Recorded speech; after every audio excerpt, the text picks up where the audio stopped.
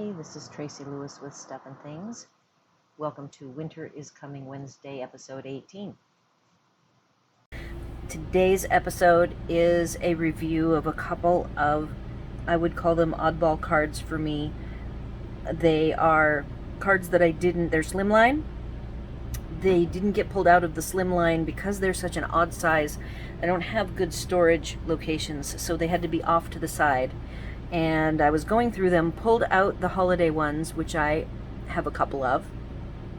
And today I'm going to share two that have retired products on them because they use SAB papers, that the paper, Sale-A-Bration paper, retired in October. So if you have them, these will be helpful for you for ideas, but I think you can replace the paper with any style of paper. So this one would be easier for me to recreate because it has just a small section of the patterned paper, and the Sahara Sand little ticket end piece I could not find in either of the catalogs that are current right now. So I went ahead and dug through my stash to come up with a couple of easy options for you, and then I even grabbed some alternative paper for you to consider.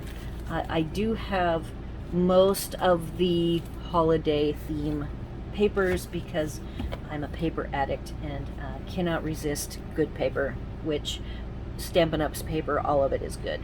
So first let's review the dies that I pulled out to replicate this small ticket. So the Stitched So Sweetly smallest die cut here is almost the same size, so that would be a good one. And again, this color is Sahara Sand. The Ornate Labels dies has like an inside basic cutout, and it has like a fancy filigree outline in another die, but this one works perfectly as an alternative. It's a little bit wider side to side, but at an angle you could shift the angle to whatever angle you need to have as much of the ornate edging to show. The regular rectangle stitched dies would work, as well as this triple stitched die makes a nice looking little treatment in the Sahara Sand. Now for paper, you can take any straight striped paper like this paper that is Tidings of Christmas. It's from the annual catalog, and all you have to do is you can just angle it and cut it if you like it at the 45 versus the straight up and down. But a couple of other papers in this suite I really liked. This is Cherry Cobbler, so all you would have to do is stamp the deer, which is not a die cut, it's a punch. So the bundle, the Peaceful Deer bundle, comes with the punch, and you just stamp in the Cherry Cobbler. And you could use this paper, you could do the angled striped in the Cherry Cobbler, and I really like the Evening Evergreen and Soft Succulent trees. I think that would be very cute with the Evergreen Forest 3D. Now I want to talk about the upper portion of this card. I just really love what she did here. These epoxy dots are in the holiday catalog, still available, and it comes with 3 different shapes. These are the circle shapes. It has diamonds, a teardrop, and the round. And this up here must be a stamp. It could be that she hand drew this.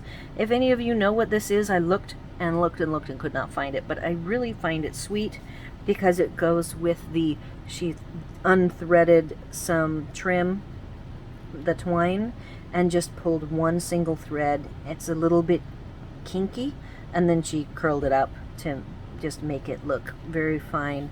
And to coordinate with that are little tiny black speckles all over on this white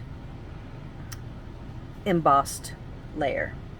Very cute card. I see this as a really good a card that I could case. I have not done so yet at this time, but it is on my list of things to do. But I wanted to get it captured and get it out to everybody sooner than later because it's got a really nice layout that would really be easy to replicate. You could make lots of these in different colors. So that's the first one, and then the second one is another Sale-A-Bration Peaceful Prints And this one's a little trickier for me to case because the minute paper comes in, I trim it down to 6x6 or 4x6. So I do not have any, I even bought this SAB paper, but it's all trimmed down.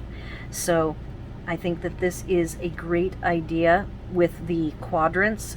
I would think that for me, I could, if I carefully lined it up right here at this seam where this black trim is, I could do something to maybe connect it and then add a thin amount of black, basic black, which is the matte behind these two rectangles.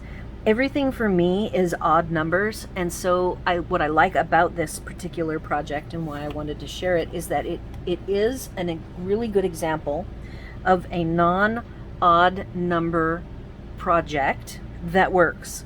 Normally for me to do a project like this, it would be like in thirds, or it might be fourths, but this is just two with a very simple dividing mechanism in the middle with two snowflakes. The only thing I could do to this if I wanted to, because I do have the snowflake dies, this uses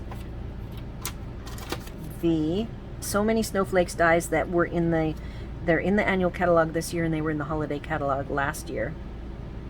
The sentiment is from Merriest Moments, which I do not have, but I have another set that does have some nice multi-row sentiments, which is called Christmas to Remember. It's a little bit more whimsical of a font, but I could definitely take a different set of DSP, like a pattern in the background and then a more subtle, darker on the foreground with white at the top, and build this out. As long as because I've already cut my paper up into 6x6s, I would have to do something in the middle here as a divider, and I think it would work. And then this particular card, I could go ahead and convert it as much as I could to odd numbers, maybe going with a third snowflake, maybe offset here in this corner, and then a couple more small ones for a total of 5. I could add some rhinestones, but you know, I actually like it as it is, and I think I'm going to keep it that way. Now that concludes my talk through on these, but I wanted to also share where I can, I try to give credit for the creator. And this particular card, which is why I had such a hard time trying to decide what this is at the top, does not have a name on it. So I don't have the creator's information, but this one actually has Jennifer Hamlin. I got to sit with her the first night. It was very fun. And so I'm loving her projects. I have another project for next week that I will share with you. If you have any suggestions about either of these cards, if you know what the stamp is here, or if she must have hand-drawn it, go ahead and give me your thoughts. Any other tricks that you can think of to take pre-cut down paper and make it work on a long skinny card? Let me know your thoughts, because I don't do a lot of skinny cards, and storage for them is difficult, but I do like these two layouts and wanted to get them out for everybody to see. So let me know your thoughts. Please like, share, and subscribe, and thanks for watching.